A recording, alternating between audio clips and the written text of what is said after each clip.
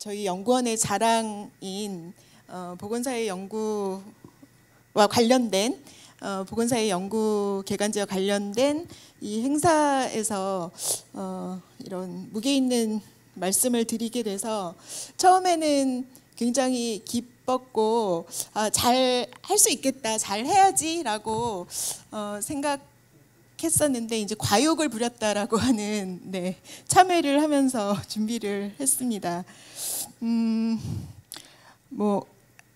그 보건과 복지가 굉장히 다르지만 굉장히 가까이 있고 함께 해야 되는데 굉장히 어렵고 그런 이제 보건과 복지 사이에서 저희 보건사회연구원에서 같이 근무하고 있고 같이 연구하고 있는데요. 앞으로 이제 정책적으로나 현장에서 계속 같이 협력을 더 활성화해가야 되는 상황이고 그것에 이제 굉장히 의미 있는 계기가 되고 있는 것이 이 돌봄과 관련된 정책의 발전인 것 같습니다. 이 정책의 발전이라는 것은 결국은 그만큼 이 수요가 변하고 있는 것이고 그 부분과 관련해서 이제 앞단에 윤 교수님께서 보건 부분에 말씀을 주시고 저는 그래도 복지 부분 중심으로 말씀드릴 수 있어서 살짝 다행이다 이제 그런 생각을 하면서 자료 준비를 했습니다. 또 교수님의 접근 방식하고는 조금 저는 다른 차원의 접근이 될 수 있어서 그것도 어쩌면 좋을 수 있겠다 이제 그런 생각도 했습니다. 저희 지금 사실은 이 보건복지 인력과 관련된 중요성은 단지 돌봄이 아니라 모든 지금부터 이제 사회복지의 영역에 초점 두어서 말씀드리도록 하겠습니다. 사회복지 정책의 실천과 관련돼서 사실은 굉장히 다양한 인력들이 관련이 됩니다. 그런데 지금 이제 제가 받은 부분은 초고령 사회 도래의 돌봄에 관한 부분이어서 그 부분으로 조금 더 좁혀서 저희가 검토를 해보자라고 생각을 했습니다. 사실 이제 2019년에 문재인 정부가 정책 아젠다로 제시를 했던 지역사회 통합 돌봄 선도 사업이 계속 발전을 하면서 윤석열 정부의 시기 동안 의료 요양 등의 지역 돌봄의 통합 지원에 관한 법률이 제정되었고 지금 이제 이재명 정부가 또 새 국정과제를 세팅하면서 이 부분을 기초로 해서 통합 돌봄을 발전시켜 보자라고 하는 그런 준비가 진행되고 있는 것을 아마 관심 갖고 계신 분들 다 알고 계실 것입니다.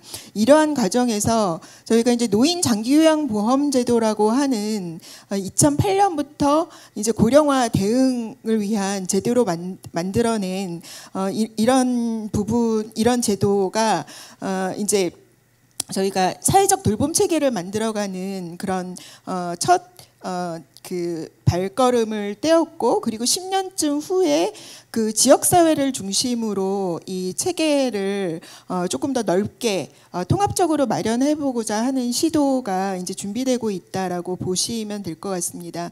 그런데 이런 부분은 결국 중앙정부, 지자체, 공공기관, 서비스기관, 보건의료기관 등의 각 주체별 역할을 모두 새롭게 해야 되는 그것을 통해서 국가 단위의 표준적인 그리고 일관된 그런 시스템을 만드는 것이 아까도 말씀 주셨지만 이제 지역별 여건에 따라서 너무 다르기 때문에 지역별 돌봄 체계를 어떻게 제가 네네 아직 첫 번째 페이지 하고 있어요. 죄송해요.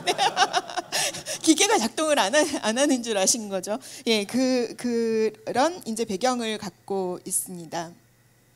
여기 보시면 돌봄 인구의 대폭 증가나 75세 이상 돌봄 수요가 굉장히 높은 인구 비중이 크게 이제 증가할 것으로 예상이 돼서 저희가 이제 돌봄 체계를 지금하고는 다르게 두텁게 해야 된다라고 하는 것을 이제 모두가 잘 인식하고 계십니다. 그리고 그뿐만이 아니라 유병 기간도 당연히 늘어가고 그다음에 치매 환자도 이제 크게 증가할 예정이고 이제 등급자의 절대 수도 이제 크게 늘어갑니다. 그리고 특히 이제 인구 구조 변화는 가족 구조 변화가 동반이 되면서 이제 뭐 1인 가구가 느는 거, 그리고 그 어르신들 두 분만 계시는 돌봄이 어려운 이런 그 가구들이 늘어가는 거, 이런 부분 저희가 잘 알고 있습니다. 관련해서 노인 인구, 그다음에 서비스 이용자, 우리의 지금 현재입니다.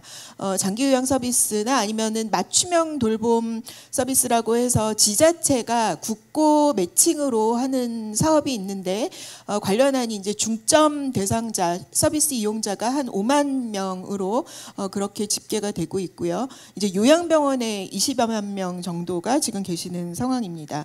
그리고 요양병원의 수나 장기요양 재가 시설의 수도 확인하실 수 있습니다. 그리고 저희가 이제 지금 돌봄 통합 추진 과정에서 굉장히 주목하고 있는 재택의료센터의 상황, 이런 부분도 보실 수가 있습니다. 그래서 이제 돌봄 현실이라고 하는 부분을 보시면 아직 우리가 재가급여 수급자 비율이 이제 높지 않은 상태이고, 그리고 그 오른쪽 그 그림을 보시면 이거 이제 노인생활실태조사에서 파악을 한 것인데, 돌봄 제공자가 아직도 노인 장기요양 제도가 운영되고 있음에도 이 가족원인 경우가 이제 80% 이상으로 나타나고 있다 하는 부분을 확인하실 수 있습니다. 그래서 이제 저희 굉장히 그래도 감사하게 노인 장기요양보험이 운영되고 있는데, 사실은 우리가 AIP를 실현하기 위해서는 하루 종일 최소한 누군가 가족원이 일하러 간 최소한의 8시간 정도는 돌봐주실 분이 오셔야 되는데, 최대한의 급여가 그 1, 2등급의 경우도 최대한이 지금 4시간입니다. 그래서 이런 부분들을 지금 해결해 가야 사실은 AIP라는 게 가능한 상황이다라고 하는 부분을 이제 배경으로 하고 있습니다. 그래서 이 오늘의 논의에서는 노인 돌봄을 중심으로 돌봄 인력에 대해서 논의하고자 준비를 했습니다. 먼저 이제 앞단의 보건 분야에 대해서는 마침 저희가 이제 배우고 뭔가 새로운 아이디어를 가질 수 있는 영국의 사례를 말씀 주셨는데, 저는 이제 지금 한창 준비 중인 돌봄통합지원법의 내년 시행을 앞둔 상황을 잠깐 공유하고자 이제 준비를 했습니다. 그래서 우리 지금 준비하고 있는 한국의 사회적 돌봄 기반의 부분은 그동안 이제 해오지 않았던 것은 아니지만 국가와 지자체 각각의 사업으로 발전시켜 왔던 부분들을 이 서비스 이용 제공의 통합적 접근을 시도해서 시너지 효과를 창출하려고 하는 것, 그리고 무엇보다 중요한 것이 이제 보장성을 높여야 되는 부분이 있습니다. 그리고 새로운 접근으로 이전과는 다른 일하는 방식이 요청되고 있는 상황이라 이런 부분이 이제 새로운 시도고 준비할 것이 굉장히 많다, 이제 이런 말씀을 담아봤습니다. 그래서 제한적 보장성의 문제나 분절적 운영의 비효율성 문제가 상존해 왔고, 이제 이런 부분을 극복하기 위한 저희가 시도를 하고 있는 것이다라고 하는 부분, 그리고 장기요양보험에 여러 가지 급여들이 있지만 재활의 부분, 이동 지원이나 역량 관리, 그리고 주거와 관련된 서비스들이 매우 미흡한 상황이고, 이런 부분들이 결국은 확대가 되어야 살던 곳에서 머물고 삶의 질 향상을 통해서, 그리고 생애 말기까지 잘 지내실 수 있도록 하는 게 가능하다. 그리고 이런 것과 관련된 일들을 서비스들을 어떤 분들이 하셔야 되는지, 이런 부분들에 대한 이제 고민이 필요하다라고 말씀드릴 수가 있겠습니다. 그리고 이제 적절한 의료 이용과 연계된 건강 유지가 중요한데, 예방 프로그램과 치료, 재활, 요양, 돌봄의 연속적 시스템이 필요하다라고 하는 말씀입니다. 그리고 최근에 이제 보건의료 쪽에서는 간병의 문제도 이 부분과 함께 검토가 필요하다라고 하는 문제 제기 많이 해주고 계십니다. 그래서 이 돌봄통합지원법의 시행은 결국은 이제 살던 곳에 머무르는 선택지를 높이고 이제 건강하게 일상을 누릴 지역별 여건을 마련하는 것인데, 필요한 돌봄을 충분하게 지원 지원할 수 있어야 되고, 그리고 끊김없는 연속적 지원이 필요하고 제도 운영의 개선이 필요한데, 그동안은 국가가 전국 단위로 표준적인 제도 운영을 하는 것이 중심이었다면 지자체별로 이러한 부분들을 유연하게 돌봄 서비스 할 수 있도록 그러한 전반적인 체계를 개편하는 것, 그리고 중앙 제도별로 대상 기준이나 급여 기준이 굉장히 경직적이고 제한적이었는데 지자체가 설계해서 돌봄 수요의 충족도를 향상시킬 수 있는 거 있도록 하는 거, 그리고 이제 요양병원의 사회적 입원을 줄여서 이런 자원을 효율적으로 활용할 수 있도록 하는 것, 이런 것의 변화가 추동되는 것이다라고 말씀드릴 수가 있겠습니다. 그렇습니다. 그래서 이 부분을 이제 표로 정리를 해봤고요. 이제 이 표는 앞단에 말씀드린 내용들이 정리가 되어 있는 부분인데, 사실 여기에서 이제 법 시행 이후의 변화 와 그리고 기대 효과 부분을 정리해서 보면 결국은 의료와 요양과 돌봄이 연속적이고 통합적인 지원이 돼야 된다, 그런 시스템을 구축해야 된다라고 하는 부분이고, 가장 큰 변화가 있다면 운영 주체와 관련된 변화입니다. 그동안은 장기요양보험의 운영 주체가 국민건강보험공단이었고, 시군구는 아까 말씀드렸던 노인 맞돌 사업이라고 하는 개별 단위 사업을 운영하는 방식의 노인 돌봄에 대응이 있었습니다. 그런데 이 새로운 법의 시행을 통해서 지자체장이 돌봄에 대한 책임을 갖도록 명시적으로 그 법이 의무를 부여하고 있다는 점이 이제 큰 변화라고 할 수 있겠습니다. 그래서 지금 이제 여러분들도 잘 아시지만 전체의 최근 현황으로는 131개 시군구가 이 시범사업에 참여하겠다고 손을 드셨다고 합니다. 12개 시군구는 중앙정부가 예산을 지원해서 하고 있고요. 37개 시군구는 작년부터 예산을 지원하지 않지만 이 프로세스를 한번 해보겠다, 이 체계를 갖추겠다, 그렇게 손을 드셨고, 이제 나머지 7, 80개의 지자체가 올해 최근까지 이 부분을 하겠다라고 손을 들어서 일단은 131개 시군구에서 이제 돌봄 통합 체계를 갖추기 시작을 한 상태입니다. 그래서 이 지자체가 하나의 사업이 아니라 이 지역 단위의 돌봄 관련된 체계를 갖도록 하는 것, 그것을 이제 준비를 하고 있는데, 이 부분 관련해서 사실 오늘 제가 여기에 담지는 못했습니다만 돌봄 행정을 담당할 이제 사회복지 담당 공무원이죠. 그리고 읍면동에서 뭐 함께 근무할 이제 방문 간호사 분들이라든지, 아니면 이제 저희 이제 복지 인력이라고는 할 수 없지만 같이 통합적으로 업무를 수행할 이제 그 부분이 보건소 영역까지를 아울러서 저희가 요 돌봄 통합에 같이 종사하는, 이게 복지 인력이라고 봐야 되는지 아니면 보건 인력으로 봐야 되는지, 사실은 이 경계를 넘나들 수 있는 그 인력을 확충하는 것이 지금 정부가 굉장히 관심을 갖고 있는 과제입니다. 그러나 여전히 복지 인력인가 보건 인력인가를 구분하는 그 과정에서는 매우 갈등이 있습니다. 한 사례로 이제 읍면동 창구에서 같이 이제 초기 상담을 하고, 그리고 가정 방문해서 어세스먼트를 하고 또 같이 지원을 하면서 움직이는 읍면동 소속의 방문 간호사가 이제 복지부서의 인력이냐 아니면은 보건소의 소장님의 그 관할 인력이냐를 가지고 여전히 현장에서 갈등이 있었고, 그런 부분들이 이제 중앙정부 차원에서 잘 해결이 안 된 상태인데, 여전히 이제 그 부분들을 이제 풀어야 될 상황이라고 생각을 합니다. 그래서 이제 지금 현재로 보면 보건소가 많은 역할을 할 수 있고, 보건소가 이러한 통합돌봄의 체계를 갖출 수 있도록 그 법과 사업 지침에도 명시가 되어 있지만, 지금 전국적으로 안성시가 보건소의 요 체계를 갖춰 놓고 있다고 합니다. 그래서 이제 보건소 중심으로 운영하는 지자체도 나타나기 시작을 했습니다. 그래서 요런 지금 체계를 갖고 있습니다. 제가 이제 12분 정도 남아서 이 부분은 나머지 이제 자료로 참고해 주시기 바랍니다. 사실 제가 제 것도 여기서 따로 넘기고 있어가지고 죄송합니다.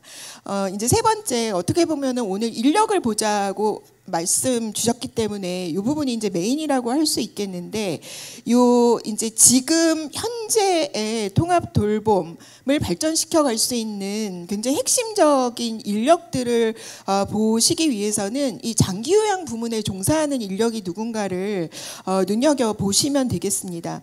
이제 말씀하셨던 의사, 간호사, 간호조무사, 치위생사, 그리고 물리치료사, 그리고 작업치료사. 요 작업치료사는 사실은 굉장히 애매한 포지션에 있는 것 같습니다. 그런데 이제 물리치료사 부분까지는 보건의료 인력의 영역에 있는 것 같고요. 그리고 이제 영양사를 또 이제 영양사도 저희 이제 식품 영양 관련해서는 저희 원에서도 이제 보건정책실에서 연구하고 있는데요. 이제 여기까지를 보건의료 인력으로 본다면 사회복지사와 요양보호사, 그리고 또 작업치료사 부분까지 저희가 좀 복지 인력으로서 특히 노인 돌봄과 관련해서 이제 확대해 가야 될 부분인데, 저는 오늘은 이제 요양보호사의 현재와 관련된 정책 과제를 살펴보고자 했습니다.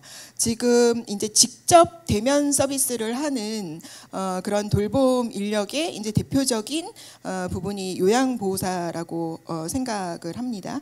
그래서 지금 요 부분이 23년 또 통계가 이제 가장 최근의 통계이고요. 61만 명 정도로 나타나고 있고, 재가로 활동하시는 분들이 52만 명입니다.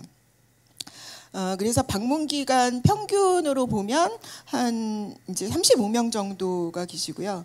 그리고 재가 영역은 앞단에서 본 전문 인력들, 특히 의료, 간호, 물리치료, 작업치료, 영양서비스 등의 다양한 서비스가 가능하지 않은 인력 배치임을 확인하실 수가 있습니다.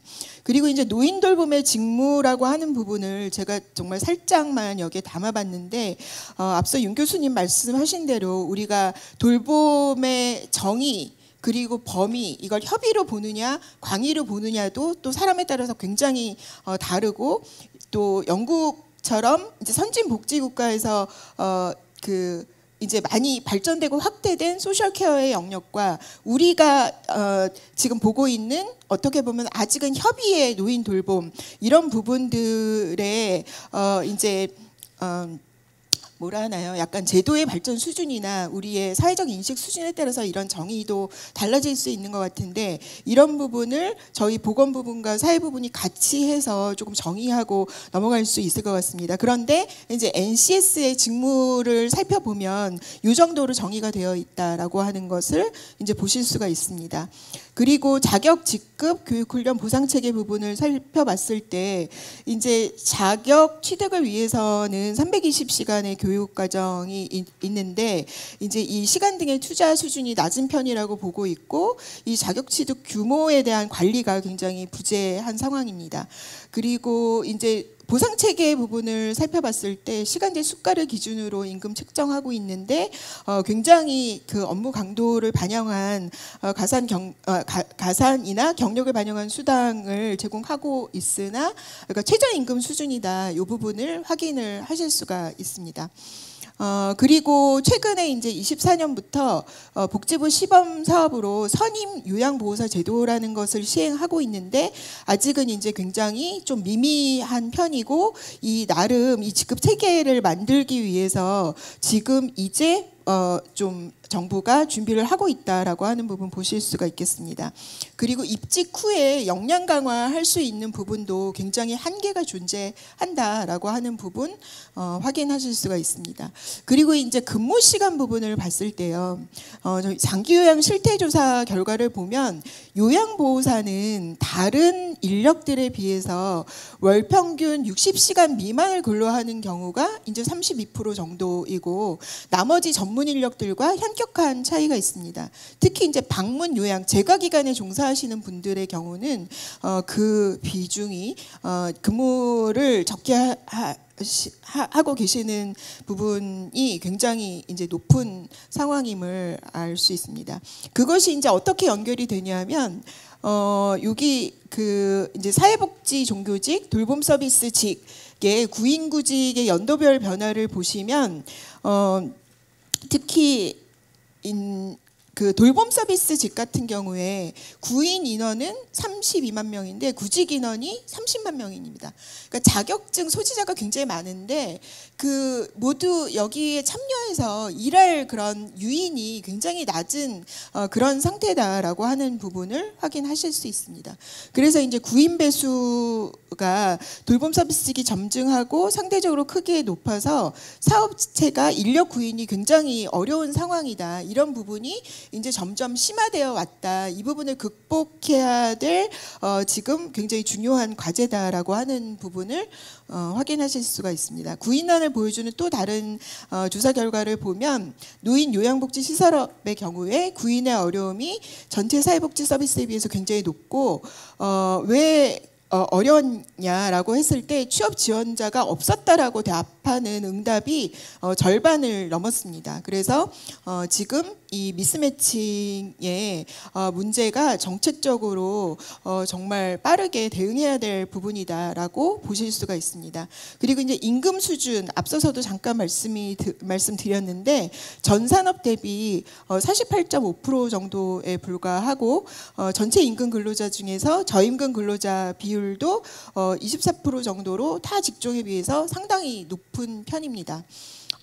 그래서 이제 돌봄 인력 정책의 과제를 마지막으로 말씀드려 보겠습니다. 사실 이제 앞단에 말씀드린 것처럼 저희 복지 분야의 전체 인력을 다 다루어 보는 것도 굉장히 의미가 있을 것이고 사실 이제 사회복지사가 이런 돌봄 현장과 돌봄 체계에서 어떤 역할을 하고 있고 지금 어느 정도 그 수요와 공급이 적정한지 어떤 역할을 하고 있는지를 살펴보면 굉장히 좋은데 제가 그 부분까지는 못했고요.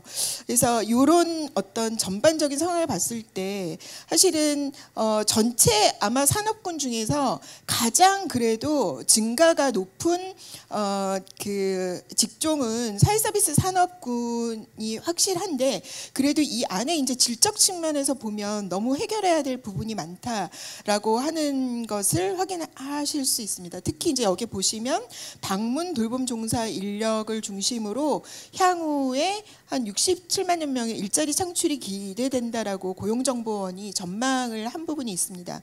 그래서 사실은 이것이 일자리 창출 기대되나 아까 이제 말씀드린 것처럼 구인 구직의 미스매칭 이런 부분은 결국은 일자리의 질적인 조건들을 높여가야만 이 부분에 문제가 더 이상 확대되지 않는다라고 하는 부분을 이제 말씀드리고자 했습니다. 그래서 일자리의 질이나 이제 종사자 처우가 굉장히 낮다라고 하는 부분 계속 말씀드렸고 특히 이제 중장년 경력 단절 여성 중심의 일자리로 인식되고 있는 부분을 이제 노인 돌봄뿐만이 아니라 장애인 활동 지원이라든가 여러 영역에 그리고 최근에는 특히 이제 중장년 대상의 일상 돌봄이라든지 그런 여러 다양한 유형의 돌봄 제도들이 확대되어 가고 있기 때문에 여러 그 일자리 조금 더 청년 세대가 지속 근무할 수 있는 그런 안정적 일자리로서 좀 변신할 수 있는 그런 접근이 필요하다라고 말씀드리고자 했고 그리고 특히 이제 중증도 고난이도 돌봄이 필요한 영역 그리고 농어촌 지역 같은 경우에 구인 어려움이 큰 상황인데 이 부분에 대한 뭔가 정책적인 특별한 고려나 지원이 필요하다라고 하는 말씀을 드리고자 했습니다. 네. 그리고 네, 그래서 이제 그런 내용이고요. 제가 이제 이 부분에 그 생뚱맞게도 이제 퍼플렉시티가 이 노인돌봄 인력의 문제와 정책 과제를 어떻게 지금 정리해주고 있냐라고 하는 부분 박스를 넣었는데요.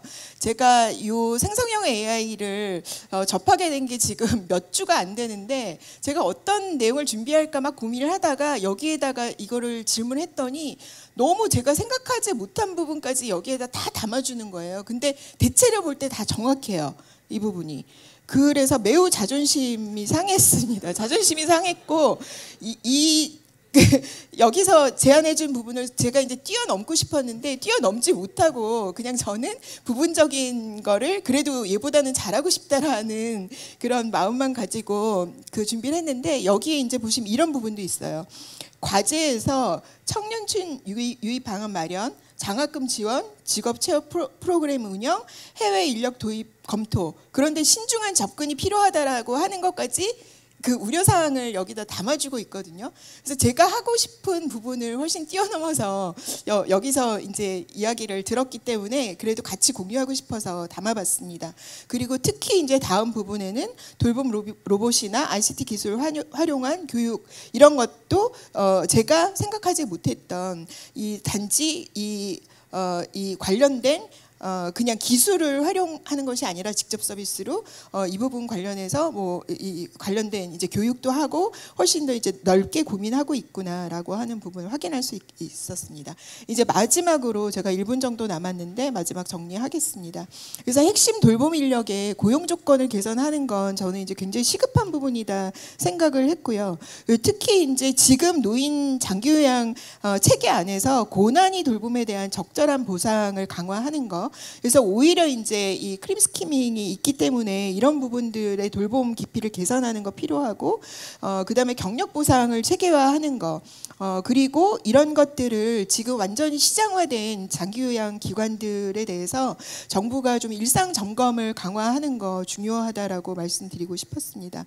그리고 이제 돌봄 서비스 분야별로 인력의 적정 확보하고 운영하는 거는 각 기관 차원이 아니라 정책적 차원에서 이건 접근이 필요하고, 관련한 중장기 인력 수급 계획을 큰 틀에서 그리고 특히 이제 노인 장기요양뿐만 아니라 통합 돌봄을 하게 되면 유관 인력이 굉장히 커지게 되고, 특히 아까 말씀드렸던 작업치료사나 물리치료사나 특히 이제 뭐 방문 간호 인력이냐 이런 부분을 같이 포괄적으로 중장기 수급 계획 수립할 수 있도록 그렇게 되었으면 좋겠다라고 하는 부분입니다.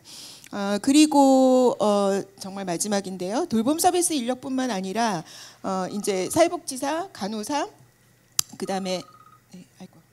그다음에 심리상담사, 재활치료사, 노인 스포츠 지도사 등의 여러 가지 자격 체계들을 뭐 통합적으로 운영할 수 있는 방안이라든지 자격 관리를 강화하는 거, 이런 준비 필요한 부분이고, 그리고 이제 돌봄 서비스 관련해서 결국은 서비스가 다양화되고 서비스 양을 늘리기 위해서는 신직업을 발굴하고 활용하고 관리 방안을 마련하는 것까지 필요하겠다 해서 정책적 과제를 말씀드리고자 했습니다. 네, 이상 마치겠습니다.